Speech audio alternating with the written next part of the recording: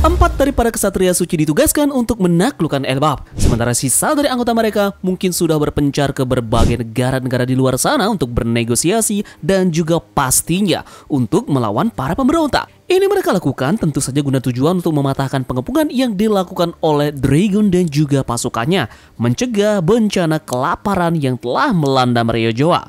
Bagaimana jika salah satu dari ke-6 kesatria sisanya ini dikirim dalam misi untuk menangkap Vivi sesuai dengan perintah yang sama yang meminta agar dia dibawa kepada Aja. Kesatria suci benar-benar mengerahkan semua anggota mereka saat ini dan mereka pun punya rencana untuk memainkan permainan iblis di Elbaf. Dan peluang untuk hadirnya revolusioner beserta dengan Monkey D. Dragon benar-benar akan terjadi di negeri Elbaf dan akan memperlihatkan gesekan kuat antara dua organisasi ini.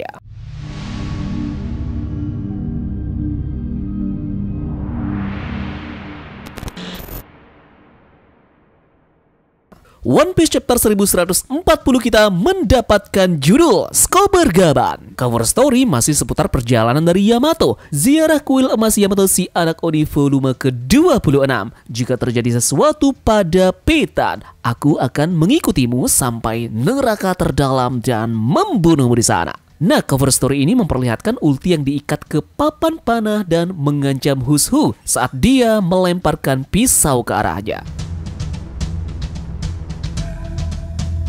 Chapter 1140 dimulai dengan kembali melanjutkan kejadian yang ada pada chapter lalu, di mana kali ini melanjutkan upaya dari Luffy yang ingin mengambil kunci rantai dari Loki dari Gaban. Di sini Luffy terlihat bingung dan tak tahu mengapa dia harus melawan Gaban. Sementara itu, Zoro pun mengingat kembali dengan apa yang dikatakan oleh Kolon tentang betapa kuat ayahnya. Luffy lantas mengulurkan tangannya untuk mengambil kunci tersebut, tapi Gaban dengan mudah menghindarinya. Mulai merasa kesal, Luffy pun melompat mendekati Gaban, lalu dia mencoba mengambil kuncinya lagi. Nah, kali ini Gaban melapisi kunci itu dengan haki dan menghantam Luffy jatuh ke tanah. Petir hitam pun muncul saat kunci mengenai Luffy. Luffy di sini terlihat meringis kesakitan, sementara Road mencoba untuk menenangkan Gaban. Nah, lanjut. Luffy kemudian muncul dari puing-puing di tanah. Dia sangat marah. Luffy merentangkan tangannya ke arah Gaban beberapa kali, seperti saat dia menggunakan Gomu Gomu no Gatling. Namun, Gaban berhasil mengelaknya dengan mudah. Gaban bilang, "Bagus sekali topi jerami apa yang kau pakai itu. Namun, lebih cocok untukmu daripada helm itu, bukan?"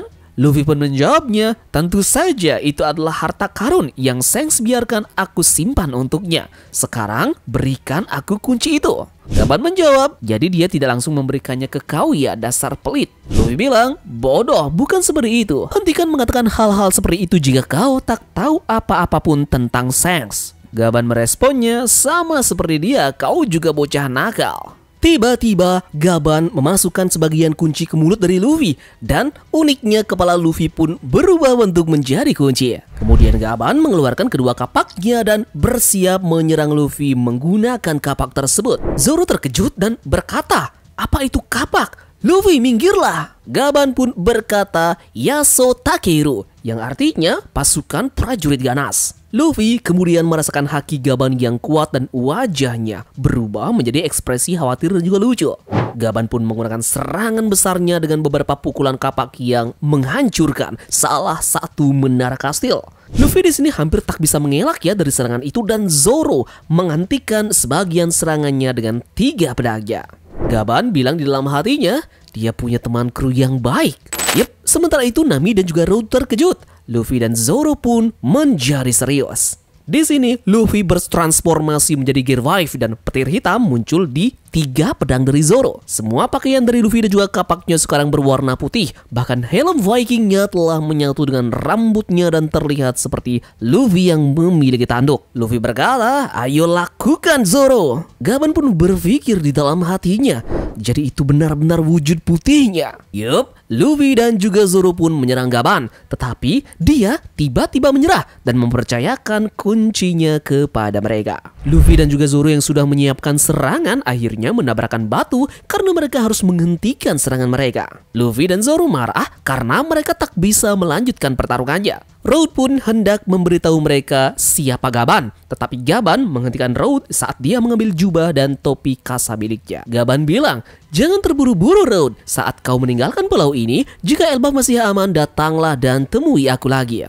Zoro berkata, "Mana mungkin kita bisa melakukan itu?" Luffy menyaut, "Benar sekali dasar bodoh. Terima kasih atas kuncinya, tapi kita tidak akan bertemu lagi." Gaban pun berjalan pergi sambil tersenyum. Sementara ada sedikit flashback tentang satu momen ketika Shanks datang menemui Gaban di Elbaf. Gaban bilang, "Hei Shanks, kau benar-benar berharap aku percaya pada anak itu dengan mudah?" Shanks bilang, "Kau benar, kau boleh melakukan apapun yang kau suka Gaban-san." Yep, sekarang kita beralih ke sekolah Walrus. Anak-anak memberitahu Angi bahwa mereka melihat burung aneh melintas. Tetapi ketika Angi ini melihat ke atas, burung tersebut sudah hilang.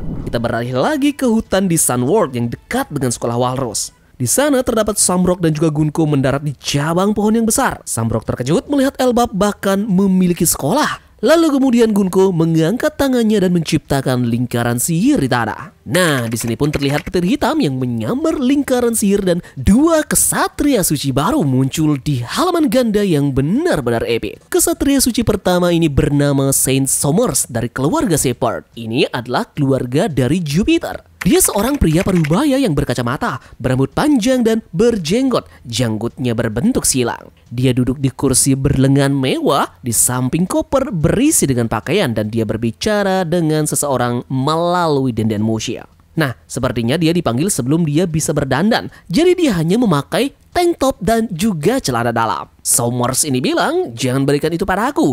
Aku perlu berganti pakaian dan melakukan beberapa persiapan. Beri aku waktu 1 jam saja, oke? Dan bagaimana dengan barang-barang itu? Kau tahu persediaan makanan. Tentunya kita tidak akan membiarkan para dewa kelaparan sampai mati." Yup. Kesatria suci yang kedua ini bernama Santo Gillingham dari keluarga Limoshev. Walaupun belum dikonfirmasi, Gillingham jelas memiliki kekuatan Zoan Kirin. Namanya adalah Kiringamu dalam bahasa Jepang dan petunjuk lainnya. Tampaknya buah iblis Kirin ini sudah dibangkitkan karena ada awan putih yang mengambang di sekitar leher dari Gillingham. Gillingham pun muncul di dalam bentuk hybrid. Dia memiliki leher yang sangat panjang dengan surai yang juga panjang. Kepalanya mirip sekali dengan kepala kuda namun memiliki 2 tanduk dan juga 2 kumis yang benar-benar sangat panjang. Gillingham ini terlihat mengenakan seragam militer yang mirip sekali dengan Samrock dan dia memegang trisula yang benar-benar sangat aneh. Dia juga memakai tabung kaca ataupun gelembung di kepalanya, persis seperti apa yang dimiliki oleh Tenryubito. Gillingham di sini berkata, "Oh tidak, aku terlambat. Aku sedang setengah tidur. Mereka bilang aku harus pergi kemana?" Yep. Somers pun menyadari bahwa Samrock dan juga Gunko ini berdiri di depannya saat ini. Gunko berbalik dengan malu karena Somers hanya mengenakan celana dalamnya. Somers berkata, "Ada apa Gunko? Apa yang membawamu ke rumahku?" Somers dan Gillingham ini pun kaget.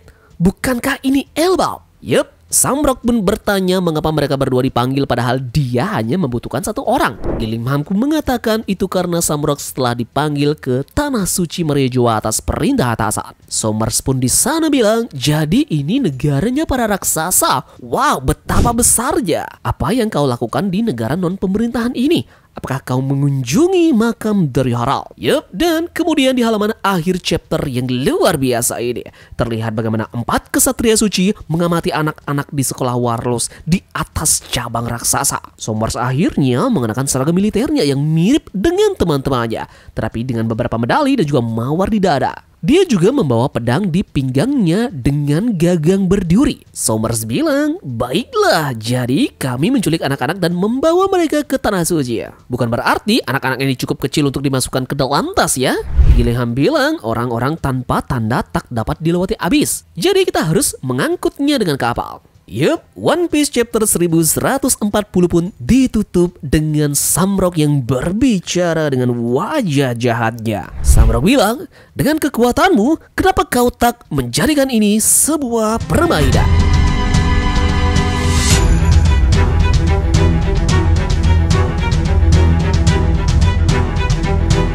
Yup, chapter yang luar biasa yang kembali memberikan banyak sekali informasi dan juga pengungkapan misteri. Salah satunya adalah anggota dari Kesatria Suci yang kembali diperlihatkan wujudnya. Dan sekarang ada 2 yang membernya sudah berada di negeri Elbaf lagi. Menariknya adalah semua sebenarnya memang adalah keluarga dari para kaum naga langit ya. Dan unik untuk melihat satu dari anggota mereka di Elbaf yang bernama Saint Gillingham dari keluarga Limotaif. Dia disebutkan memiliki kekuatan mistis Kirin.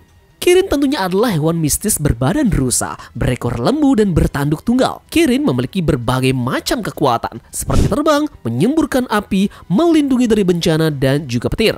Nah, menariknya dia berasal dari keluarga Limotaif. Fakta unik yang kita ketahui adalah di dunia nyata kita ada perusahaan yang menciptakan baterai lithium untuk digunakan pada mobil hybrid dan listrik. Perusahaan ini bernama SB Limotaif. Apakah perusahaan ini menginspirasi Oda saat menciptakan Gillingham dan keluarga Limotaif? Jadi, apa kekuatannya akan dominan ke energi listrik? Ada banyak hal yang perlu dibahas dan tentu sebelum itu kita akan mereview chapter lengkapnya besok ya. Pastikan kalian bunyikan lonceng notifikasinya. Terima kasih sudah ikut berlayar dan kita ketemu lagi besok. Sekian dari Tamagon dan turunkan jangkar. Mari kita berlabuh.